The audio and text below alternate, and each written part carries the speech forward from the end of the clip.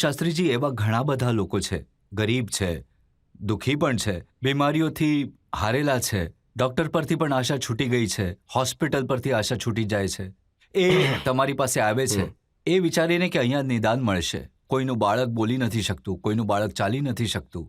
એ લોકો બહુ આસ્થા વિશ્વાસ લઈને મેં જે જાણકારી મેળવી છે એ આવે છે એ વિચારીને કે અહીંયાથી કદાચ એમને કોઈ રસ્તો મળી જશે. અને એમને મળી જાય છે.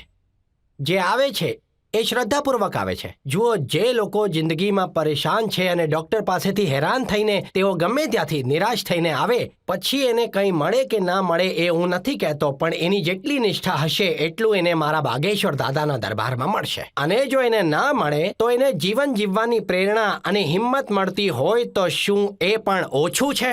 વગર પૈસા દીધે, વગર દક્ષિણા દીધે, કોઈ પણ મૂલ્ય વગર જો હનુમાનજી સાથે જોડાય, જો એ પ્રભુ સાથે જોડાતો હોય તો એને જીવન જીવવામાં 4 દિવસનું જીવન છે અને ડૉક્ટરે કહ્યું તું મરી જઈશ. અને જો બાગેશ્વર ધામના નામથી એના ચહેરા પર સ્મિત આવતું હોય કે અહીંયા મારો બેડો પાર છે, તો જો એના ચહેરા ઉપર સ્મિત આવતું હોય તો આનાથી કોઈને શું વાંધો હોય? જો બાગેશ્વર ધામ આવવાથી લોકોનું નિદાન થઈ જતું હોય તો પછી તમારે કેન્સર હોસ્પિટલ બનાવવાની શું જરૂર હતી? તો હું કહેવા માંગુ છું કે દુઆ અને દવા બંનેની જરૂર છે. મેં એ નથી કહ્યું કે હું ડોક્ટરની વિરુદ્ધ છું કે દવા, એટલે તમે એમાં દવા એડ કરી દીધી. ઔષધાલય બાગેશ્વર ધામમાં ખોલાવ્યું છે અને મંદિરની બાજુમાં ખોલાવ્યું છે. ત્યાં ગ્રામ પંચાયતનું ભવન પણ છે. એ જગ્યાએ આયુર્વેદિક ઔષધાલય છે. દુઆ અને દવા, મતલબ નીચે દવા છે અને ત્યાં સાજા ન થયા તો દુઆ માટે ઉપર ચડી જાઓ મંદિરમાં.